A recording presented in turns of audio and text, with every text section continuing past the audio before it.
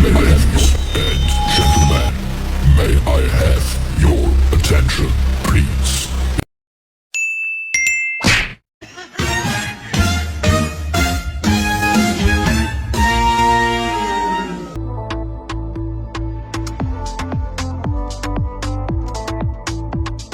Hi guys! Hi mga langga! Today is our flag ceremony day for the month of October 2025. Tara! Let's go!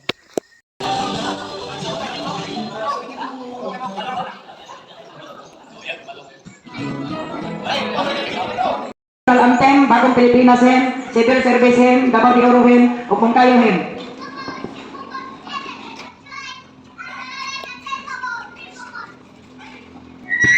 Kalau menindakan satu alat dasar ng pagkampo. Ang Diyos magkapanalangin ka ng tanan, pinagkisamahan ng anak ng Espiritu Santo. Amo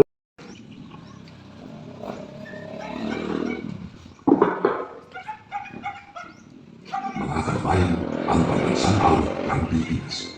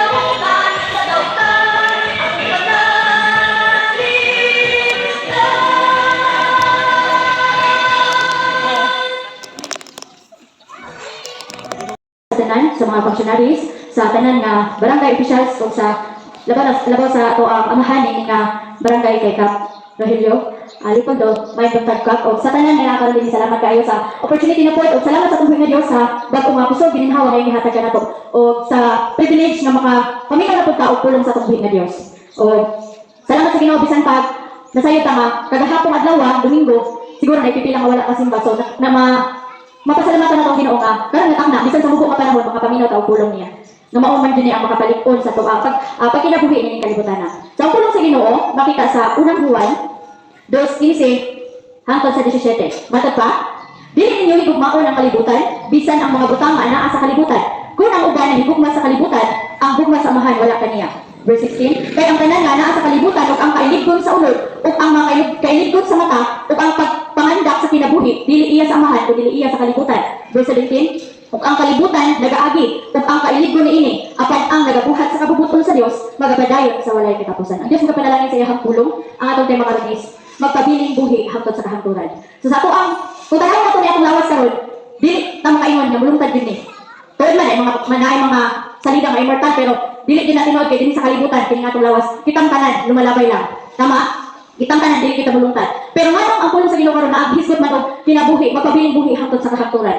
Kaya nga naman, na ay, pag after ang lawas, na ay kinabuhi, nanindot nga, iandam sa Ginoo. Sa kadtong, nagbuhat sa ihang kabubuton. So, siguro, sa ato ang tagsa-tagsa, ganahan pa magbugay ng kalibutan na.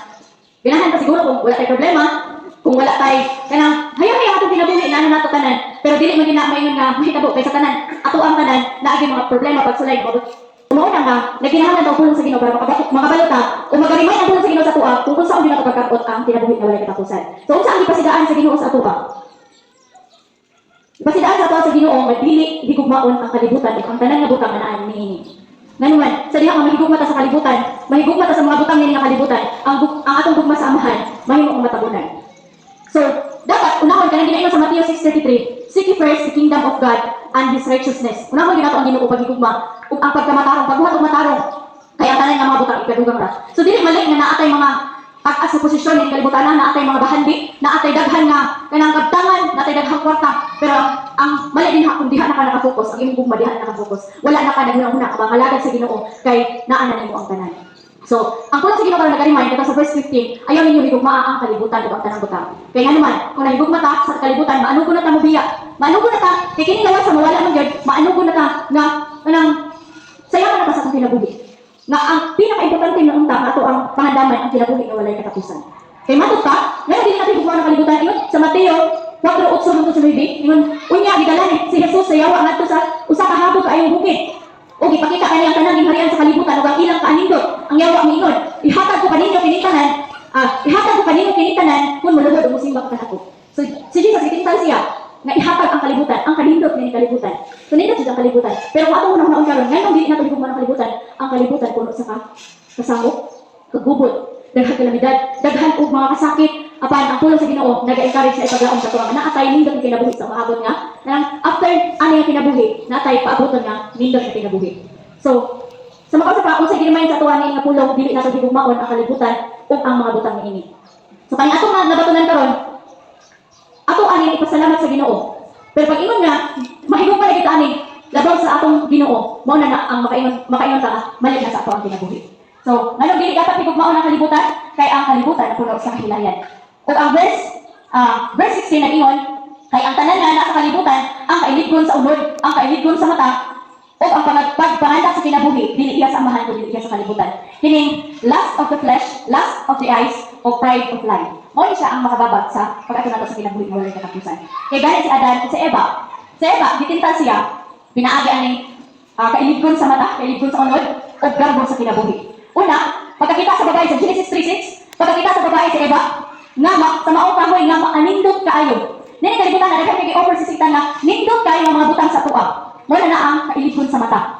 Unya, og lamig kankon kailidgon sa ulod. No naay mga butang sa atong kinabuhi nga nindot kaayo para sa atong lawas. Kanang okay kaayo mamamalipay ka. For example, ani pinaka-basic karon nga panahon kanang kung kabalo ka makiblat ka, lamig gyud mo ka og no. Pero manikamot gid ka nga imo na pagpakiglaban ni kabalo ka nga dili makaayo sa imong ha. So, kailidgon sa unod, daghan pa kayo ni kung atong i-illustrate, pero sa'yo kung makabalo naman unsa ang uban ani nga mga pulong ka ng mga butang nga maka-admit sa ato ang lawas mo nga galipay. O kini ang pinakahadlok. Sa diha nga, niingon ug ang bunga niya, ug makapahimo kaniyang maalamon. Mo ni ang nakakatingkal ng iba. Sa diha nakita niya, pinagingnan siya sa yawa nga, makapahimo kini kanimong maalamon. Dito na litugo ang garbo sa kinabuhi. Sometimes sa aton, walay katalagman, okay ra.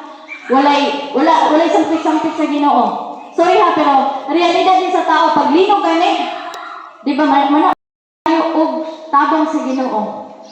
Kay sometimes sa kalimutan, naana nato ang tanan, hayahay ang atong kinabuhi. Pero di pakuratan ko ano.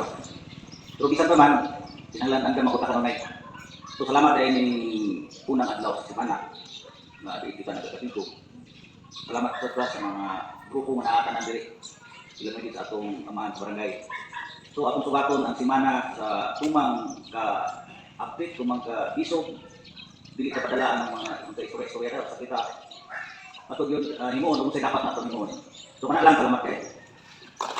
Ang sa iyang payag na po na nagtigong sa pahandi dito sa libutan, pero sa magtigong pahandi dito sa langit. Kung itong lahon, mas nindot naghahanap ang maayong sa itong niya. Igo kuan po musumpay po ko kapon spistel nga problema nga kawat. Sa tingod nga istorya dili lang na concern sa Hinsaka na ako dito sa Santa Monica ang niya.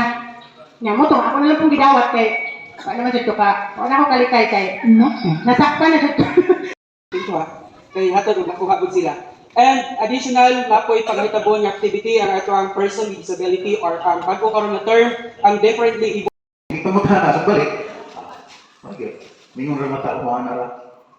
May patabang na si Ginoo nga. Ano sa to Ginoo? Ano na siya? Ana lang kay gamay kinabuang istorya niya, gabahin sa Sige na itong balikayan na lagi mga elektronol po sa itong purok, bisik purok lang, itong sa katong tindahan lagi yung kabito sa palina kang Pagkaingan po ko sa among purok na, dili ko naman namin kukuki. Kanang kabaw mga babae, taga-promise ang magpatawag ka niya. Kung niya may inaw, kung manambong din po kay, sige ba, pangay purgano niya, promise may Kami na magsabot sa misa kung ano sa beach sa Bugyo. Oh, Chuman!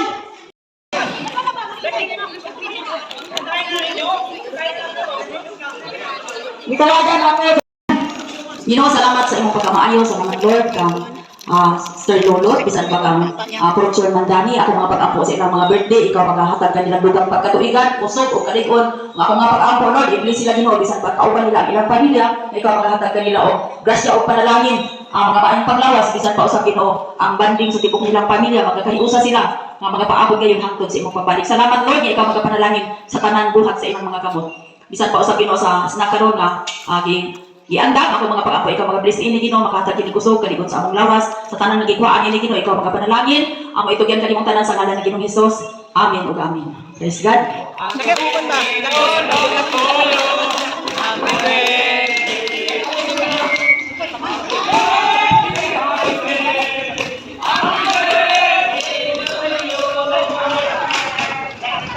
Kain na. Sana oy may pa-flower.